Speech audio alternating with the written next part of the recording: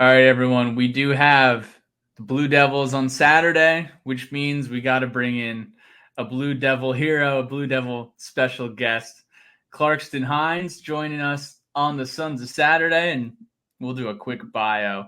Actually, I don't even know if it's quick. There's a lot. There's a lot on this list. I do apologize, Clarkston, but I might keep you hanging out there. But Clarkston was a standout wideout for Duke from 1986 to 1989 and is considered one of the greatest players in Duke football history.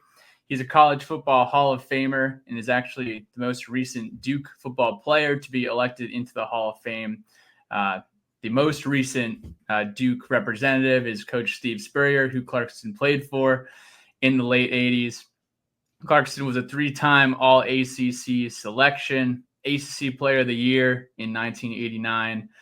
He holds the Duke record for career receptions, receiving yards, and touchdowns. Is the first Duke player to have 3 1,000-yard receiving seasons, and also finished his college career as the ACC's all-time leader in receiving yards and touchdown receptions. Now he lives up in around the Lake Norman area now, so not too far away, and he's a great guy and a pleasure to have him on the show. So Clarkston, welcome to the Sons of Saturday. How's it going? It's going great, Pat. Glad to be here. Thanks for the invite. Absolutely. So you have Virginia Tech on Saturday. We have Duke on Saturday.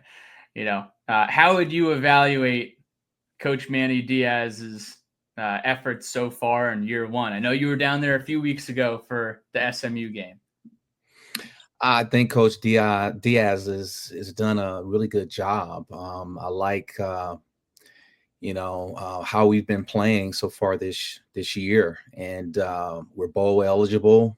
So I would say it's definitely exceeding expectations for first-year coach, and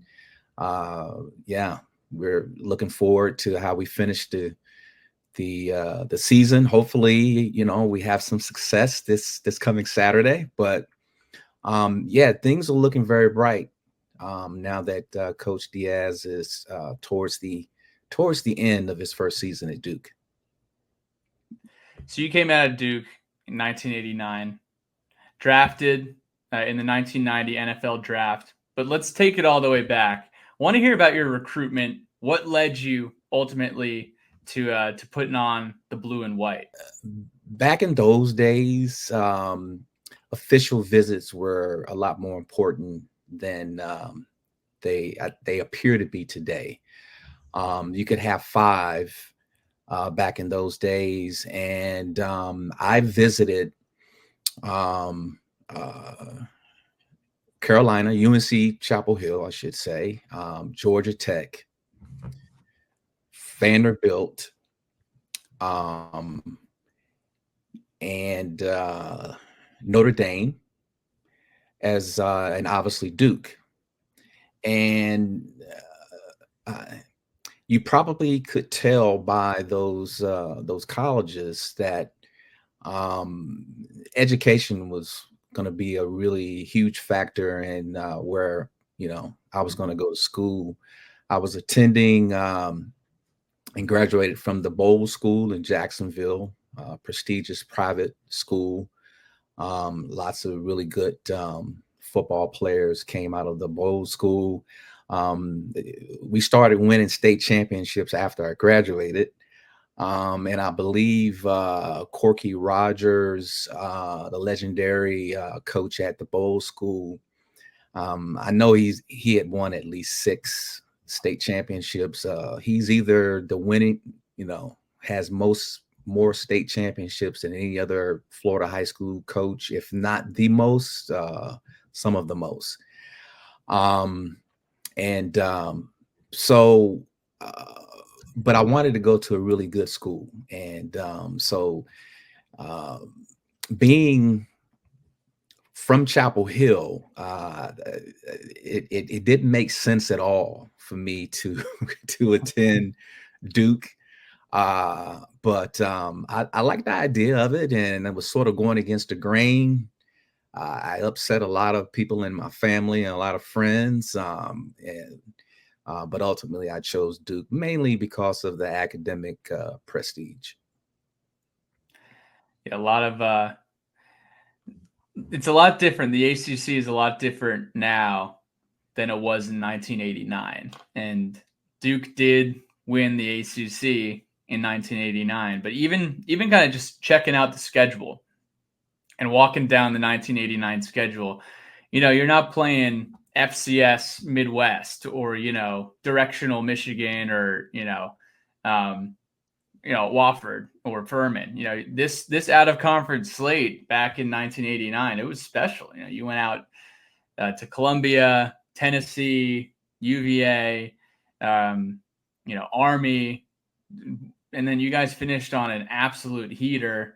Winning your last 7 games en route to an ACC title. But I know you had 17 touchdown receptions in 1989, playing for Coach Spurrier. Well, there were high expectations for us in 1989. In 87, just to go back a little bit, we had a good season. I think we were 5-6, I believe. So we sort of turned things around a little bit, and we broke records on the offensive side of the field. However, we definitely should have won more games. And so when 88 came, we started the season out 5-0, and I think we finished 7-3-1. And we were so close from getting being able to go to a bowl game. I think Coach Spurrier was Coach of the Year in 88. In fact, he was the ACC Coach of the Year, and my quarterback, Anthony Dilwig, was ACC Player of the Year. So heading into the 89 season, there were, high expectations for among the players, not so much the press. I think we were still slated to finish towards the bottom of the pack in the ACC. But we were very disappointed beginning the season 1-3. And we had a very horrific loss at Virginia in Charlottesville. And the next game was going to be against Clemson. Clemson was coming to Durham. And I know they were in the top 10. They might have been number 7, in the country. I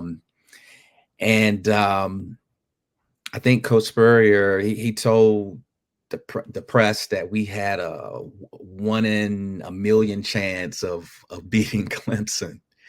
And ultimately we upset them that game. And then it started, we started, like you mentioned, we won our last 7 games of the season to win the ACC championship. So, yeah, I mean, we didn't have any lightweights on the schedule, but at the same time, it was pretty tough for us, and we started off poorly, and we were able to finish strong.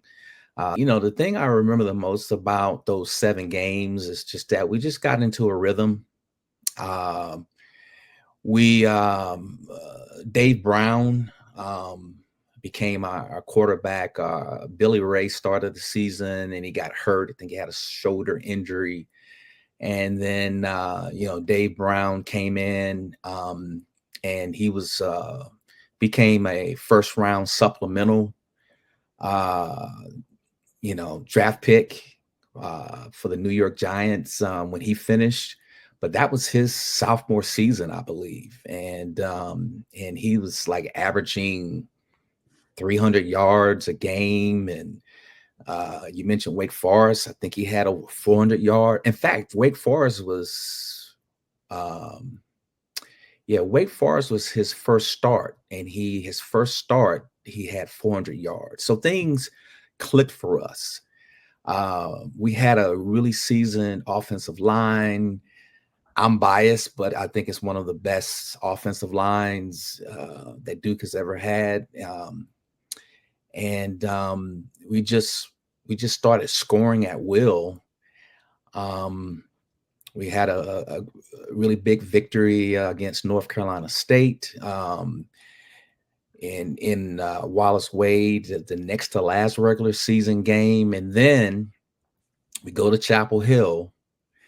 And if we win that game, then we win the ACC championship. And it was already a big game because it's Duke versus Carolina.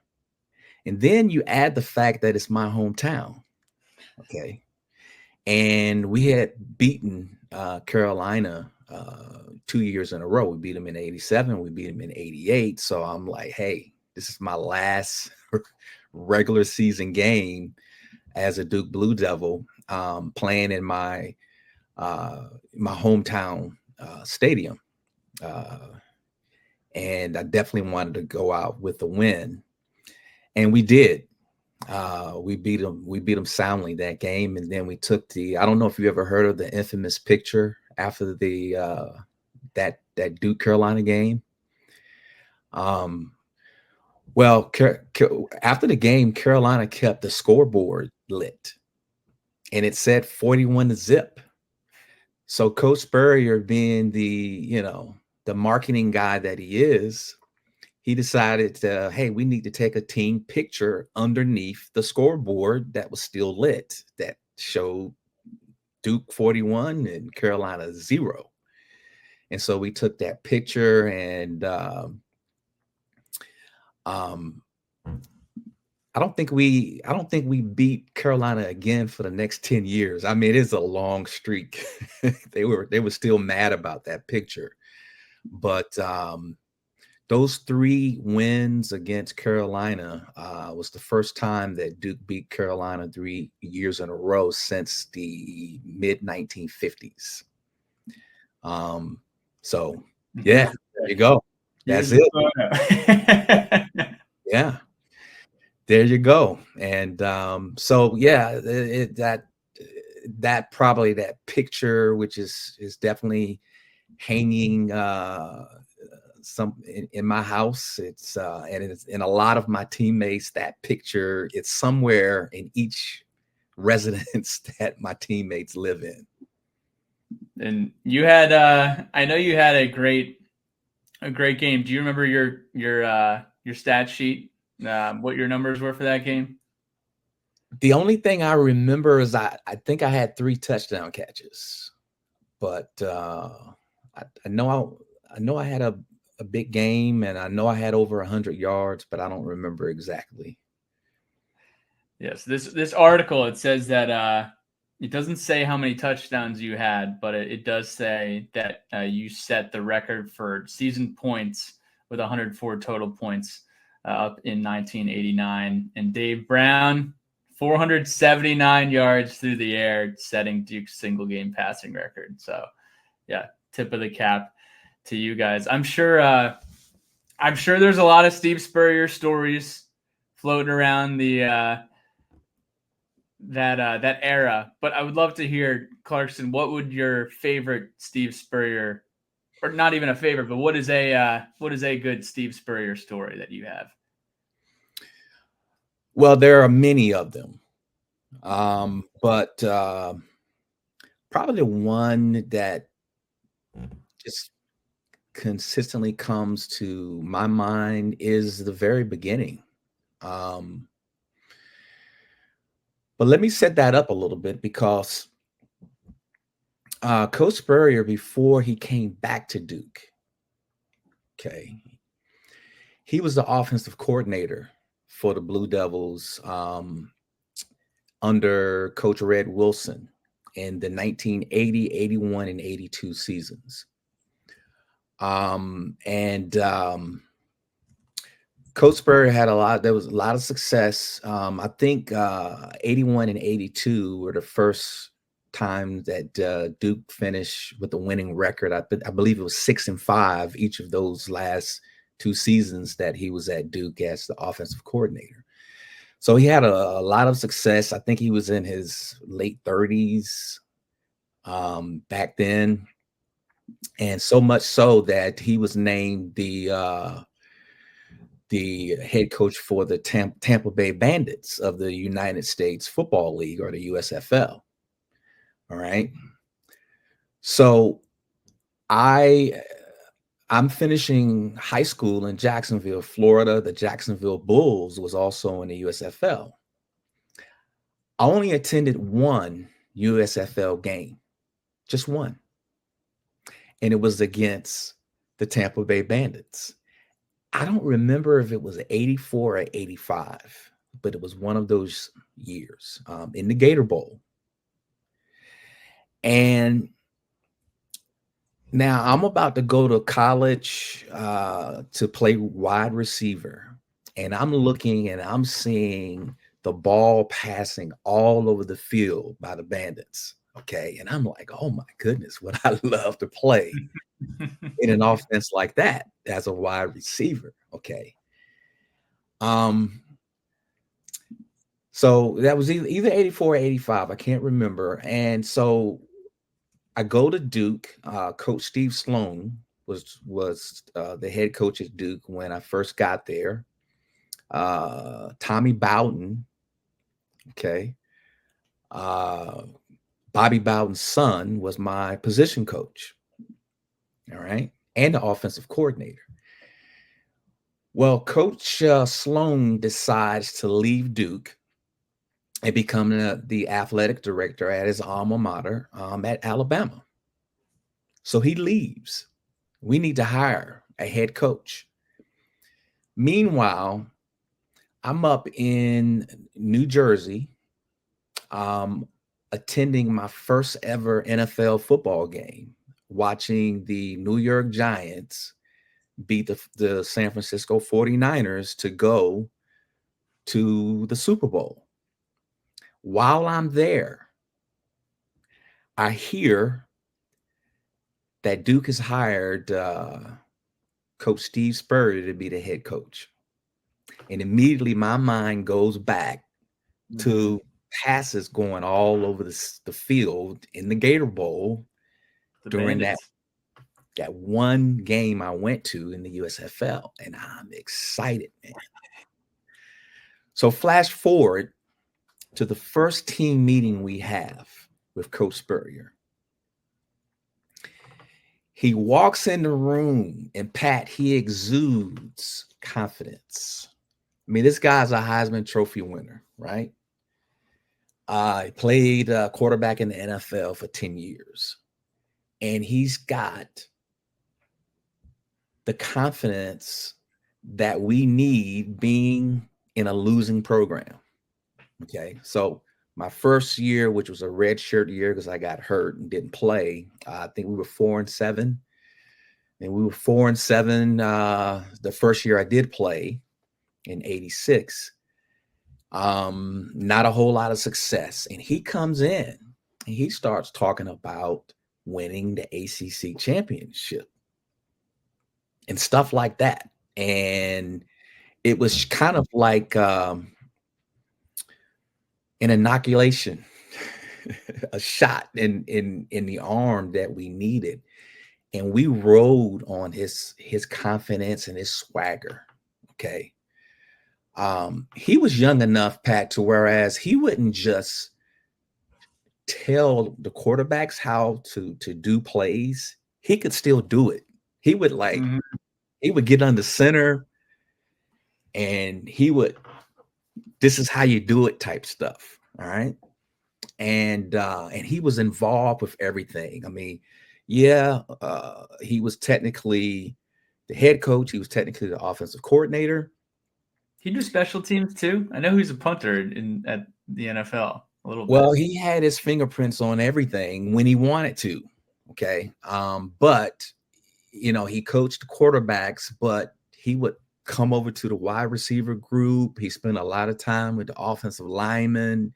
He was all over the place, but like back then. And we knew with him and his offense and his play calling ability that we had the chance every game we played to win the game. because we knew that if we were clicking, that we could score points at will, and nobody could stop us. Only we could stop ourselves.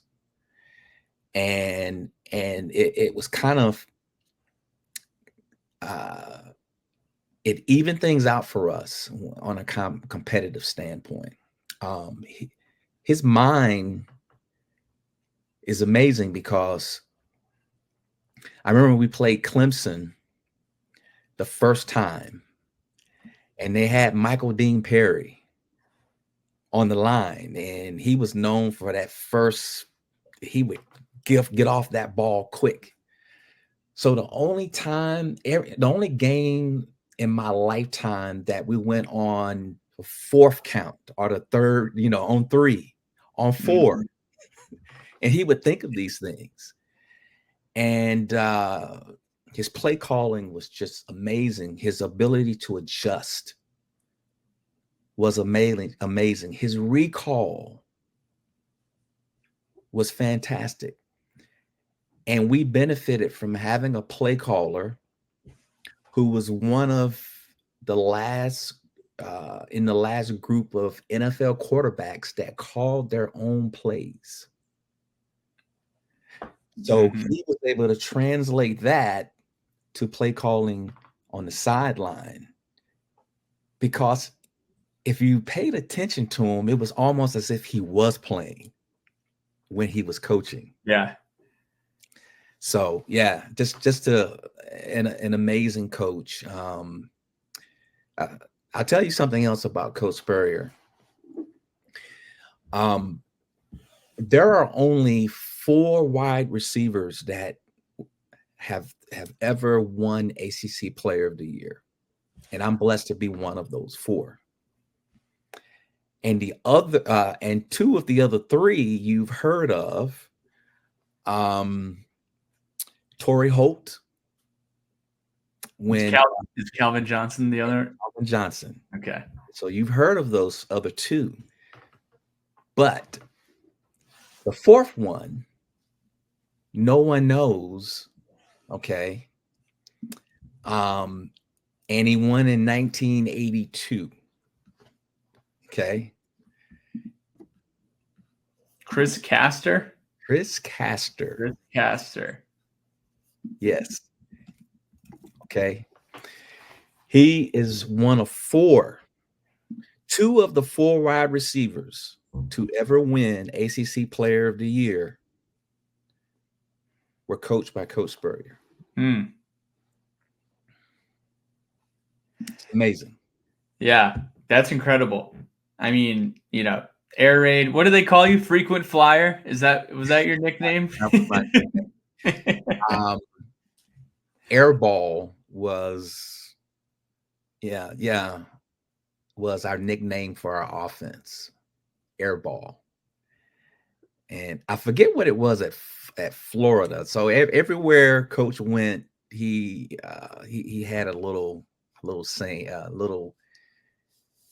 saying a nickname or something of that nature. Personality. Team, yeah.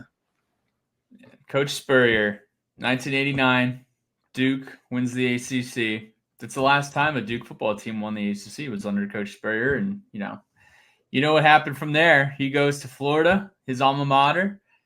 They win 6 SEC titles. They win 4 titles in a row from 93 to 96. I mean, before Nick Saban in the SEC, it was Steve Spurrier. They had a grip on the conference, and I know Florida hasn't been the same since Urban Meyer left. So Steve Spurrier, Clarkston Hines, two of Duke's finest, and it's cool to have that relationship with the old ball coach. I'm sure Clarkston. Did you get to see him? Was he at the Hall of Fame festivities a few weeks ago, or when was the last time you saw him? He was. That was the 35th anniversary of our ACC championship team. Another thing about Coach is very loyal guy, and he said his saying is, it's not mine, but his saying is that Duke hired him twice when he didn't have a job. So He's very loyal and appreciative of Duke, and he has never missed. We usually celebrate our ACC championship team every 5 years. He's never missed. You know, um, when he was the Redskins coach or the Gators coach or South Carolina, he shows up to our anniversaries, and he came a couple of weeks ago when we played SMU. Great weekend because Friday night, two of his players that he coached were inducted into the Duke Sports Hall of Fame, Chris Port and Quentin McCracken. So maybe one day we'll induct him into the Duke Sports Hall of Fame, even though he only coached there for as a head coach 3 years. But those 3 years were impactful. Yeah, certainly transformative. And correction, head ball coach, not the old ball coach, the head ball coach, of course, an absolute legend. And I know, Clarkston, you've crossed paths with many legends in your day, but the Hokies will appreciate this one. I know you did have some overlap with a Bruce Smith in the 90s, and wanted to hear if you had any Bruce Smith stories in your repertoire. Well, let me tell you something about, first of all, so glad that he finished playing college at Virginia Tech before, that our paths didn't cross in college. In fact, Duke and Virginia Tech played 4 years in a row. I think it was 81, 82, 83, and 84. So Coach Spurrier, as the offensive coordinator, played Virginia Tech his last 2 years at Duke as the offensive coordinator, and then the 2 years after he left, and I came in 85. So I'm glad that we didn't have to deal with that. But the first time I ever heard Bruce Smith's name was as a freshman at Duke. My teammates were still talking about how he dominated our team in that 84 game, and how nobody could block him, that he was unblockable. All right. And so, I mean, it's not often that people are still, you're not having to play a team, but they're still talking about a player from a previous season, and how dominant he was. So I was able to be his teammate, Bruce Smith's teammate, that 1990 season. My rookie year, I was drafted by the Bills, and the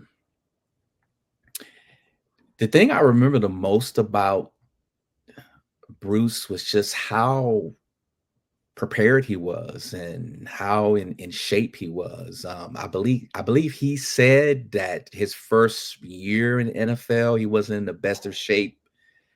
And then a light bulb went off and he decided to get in shape. He lost weight, and then he became the legendary Bruce Smith. So yeah, it was just being around someone and seeing how hard they prepare and get ready before the season, and coming into camp in great shape, and seeing him dominate and things of that nature. He didn't boast a lot. He didn't say a lot. He was sort of quiet, and he was all about business and taking care of business. I just, stayed out of his way. Basically. 200 sacks later, obviously Bruce Smith, NFL Hall of Famer, and you could see him gracing the sidelines at many a Hokie game in Lane Stadium these days, and sometimes on the road too. Was watching some old highlights of Virginia Tech and Duke games over the years, and one of the highlights was like 2014, and he was in the stands or on the sidelines, fired up when we had an upset in 2014 in Durham. But Clarkston, with what we like to do with our guests, we have guests on the pod. We like to ask them, if you could go out to dinner with 4 people, anyone, dead or alive, who would you take out to dinner and where would you take them to eat? Wow. Dead or alive? The first name that comes to mind would be my great great grandfather, Lewis Hines. Lewis Hines was a farmer who somehow was able to amass during the late 1800s hundreds of acres of land in the Wilmington area, which nobody knows how he was able to do it as uh, a African American, but yeah, he amassed all of this land. He built a church in Wilmington. He in his local area where he lived, he started a school. He had one of the first cars in that area. Yeah. And according to my grandfather, was boisterous, was loud, and it would have you laughing, and was the life of the party. He took up the space wherever he was, which was amazing because my grandfather was the opposite, very quiet, didn't say a lot. And I also got to meet my great grandfather, whom I'm named after, and he didn't say a lot as well. Of course, I was very little. So supposedly my great great grandfather would have kept this dinner, and it would have to be at Maggiano's, good Italian food. Yeah, that's the first name that comes to my mind. My great great grandfather Lewis. Second person that comes to mind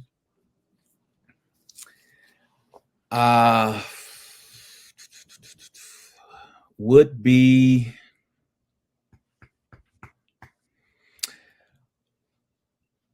my grandfather on my mother's side, who died 3 years before I was born. Like Lewis Hines, my grandfather on the other side of the family was also gregarious. He could give I'm told he could, by my uncles and aunts and my mom when she was alive, he would have you like bowling over laughing so hard, that you would kind of just he had a sharp wit, sense of humor, a great sense of humor. Supposedly I got my athletic ability from my grandfather, who baseball was his sport, but supposedly he could outrun all of his kids even in his 40s. So yeah, so I think he would like Italian food over at Maggiano's as well. Not number 3, I would say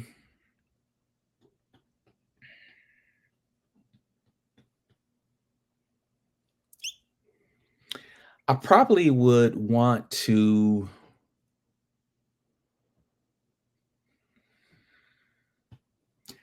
I probably would like to hang out with a Bear Bryant, you know, Oh, even yeah. though that probably would be very intimidating because he seemed like he seemed like an intimidating guy. But I probably would learn a lot about life and football, and by hanging out with the bear. There's a strong link between Duke and Alabama. Do you know about that? I know that Wallace Wade was at Alabama prior to Duke, and I remember Duke and Bama played a home and home not too long ago as well.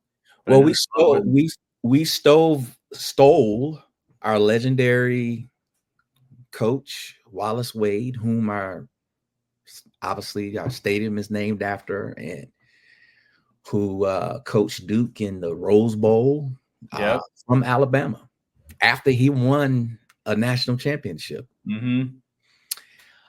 Coach David Cutcliffe, who resurrected the Duke football program, was a graduate assistant for the Bear and is from the state of Alabama and has strong ties. In fact, I saw Coach Cutcliffe at the SMU game because we celebrated our '89 team, but we also celebrated the 2014 team. I think that's the team we lost to Florida State in the ACC championship game. That's right, and that was the Jameis. Was that the Jameis Winston team? Yeah. It was. Yeah. Oh yeah. Yeah, that was a forgettable ACC championship game, but we made it there, right? But yeah, Coach Cutcliffe has moved back to Alabama. So there's some strong ties, Duke and Alabama. And then let's see, Jerry Rice. Would love to sit down and break bread with one of, if not the best wide receiver to ever play the game. And just, find out how he was able to do it year after year after year for, 17, 18, 19 years. He played in the NFL. And he's a top 5 NFL player of all time, regardless of the position. So that would be a really good conversation to have. That first NFL game that I mentioned, I saw him play. Was that at Giant Stadium? At Giant Stadium, it was freezing. Oh, it was freezing. But yeah, I saw him play in person. But it would be great just hearing stories and talking about his legendary work ethic and attention to detail, and how, he would spend time getting his socks proportioned correctly and everything on, just how he dressed, and type of personality. It would be great. All over some fantastic bruschetta from Maggiano's. Yeah. Who would you say, on the lines of Jerry Rice, who would you say were your biggest inspirations growing up, playing as a kid, that you were trying to aspire to be like?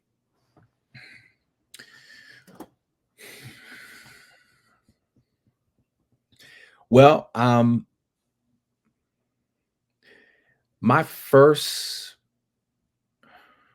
Duke Carolina game that I remember was the Duke Carolina game in 1976 when Bill Dooley was the head coach. Okay. I think that was his next to last year at Carolina before he became the Virginia Tech head coach. And I think Duke lost to Carolina 39-38. It was one of the most exciting games in a long time. And I was, young kid, and just the excitement of a college football game. And it was one of those games that was decided on the last play of the game. I think Mike Voigt, running back Mike Voigt scored the winning touchdown or something of that nature.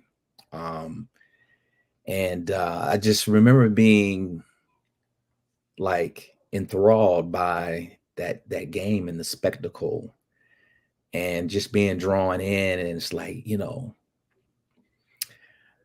I want to play, college something. Now, back then, I still wanted to play college basketball because I was living in Chapel Hill.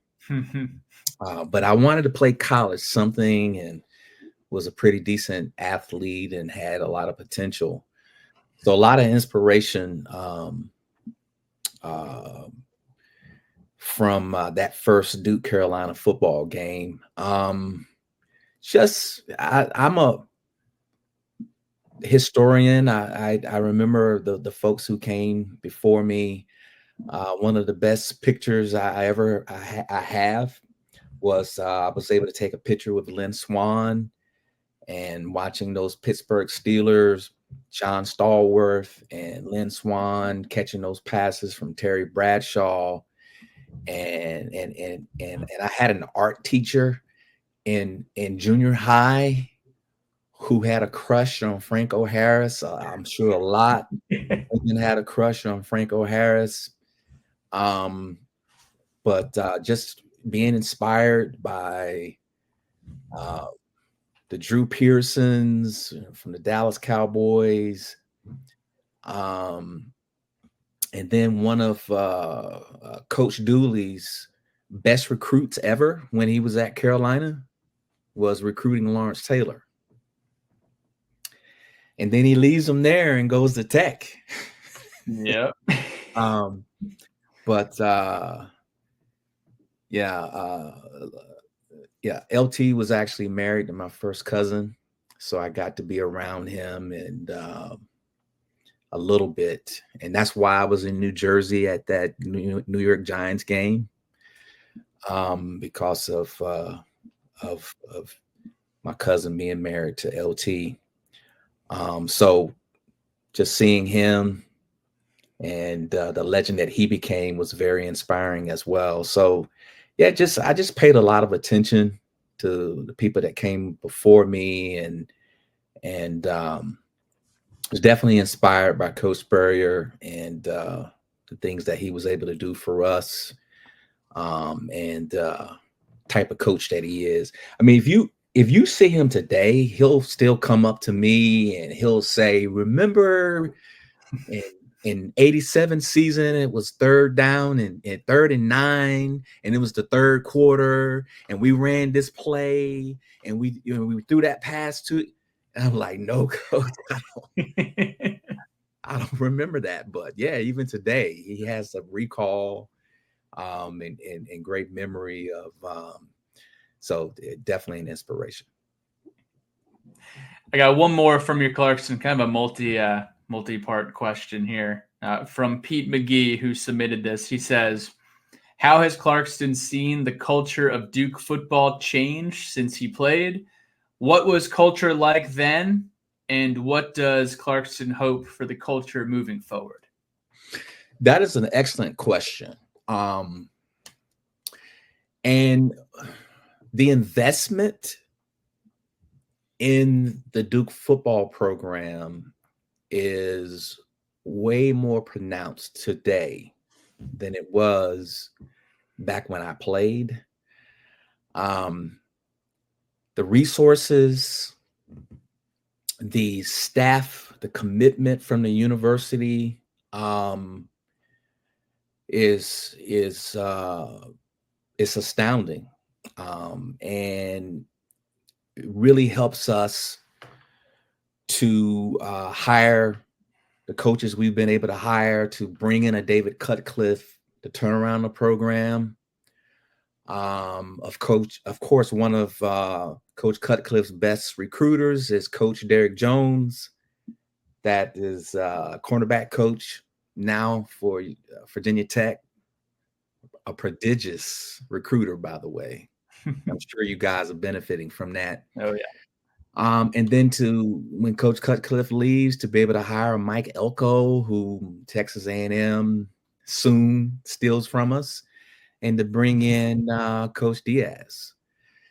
So the investment by the university to into the football program is different, but at the same time, the emphasis on education is still there, and that's the thing, because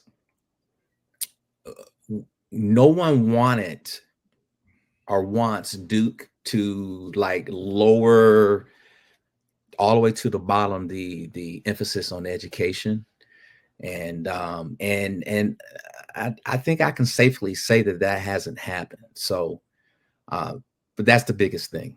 The massive. I remember arguing, with our trainer for, hey, I've worn these gloves for 5 games. Can I get some new gloves? And being told no. As you have a track around the football stadium, That's or right. a track around the field. I'm sure you guys were fired up when the additions were made on. Yeah, no, it was that. That's a huge example of how much things have changed for the better. I love it. Well, Clarkston, it's been a pleasure, an honor to have you on. Appreciate you joining the show tonight. Want to give you, we call this Sharky shout out. Sharky's, it's our favorite place to get a bite to eat or a cold beverage in Blacksburg. But I want to give you the floor. Sharky shout outs. If you have a message to Hokie Nation, if you have a message to the Duke faithful, but we appreciate having you on. Well, I appreciate it, Pat. It's been a pleasure, and I just want to say, because I know Coach Jones personally, you guys are gonna, And by the way, we've got more defensive backs in the NFL, coached by Coach Jones, and so you guys are going to be successful. And get some good coaching and some really good recruits as a result. However, having said all of that, pulling for my Duke Blue Devils to pull it out, despite those keys jingling on 3rd down, despite all of that distraction. And hopefully we have a lot of Duke folks in the stands, because any empty seat is going to go to the Hokie faithful. Okay, I've been to a Duke Tech game, and I've seen a lot of Virginia Tech Hokies in the stands. But despite all of that, hopefully we can pull it out Saturday. Let's get a score prediction. Ooh, I'm not a good predictor. I will say,